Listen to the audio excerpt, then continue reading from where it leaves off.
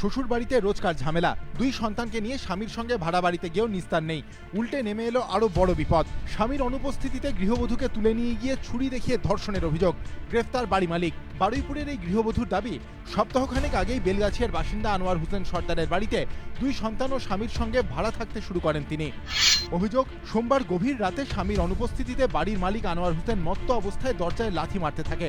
গৃহবধূর দাবি, দরজা খুলতেই আনোয়ার হোসেন তাকে পাশের একটি বাড়িতে তুলে নিয়ে গিয়ে ছুরি দেখিয়ে ধর্ষণ করে।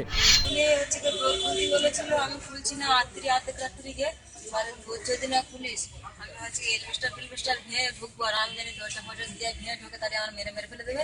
সেই ভয়তে আমি দরজাটা খুলে দিলাম। একটা মেয়ে ছিল আর একটা ছেলে ছিল আবার। অভিযোগ পেয়ে বাড়ি মালিক আনোয়ার হোসেনকে গ্রেফতার করেছে বারুইপুর থানা। নির্যাতিতার বয়ান রেকর্ড করেছে পুলিশ। রঞ্জিত হালদার, এবিপি আনন্দ, দক্ষিণ 24 পরগনা।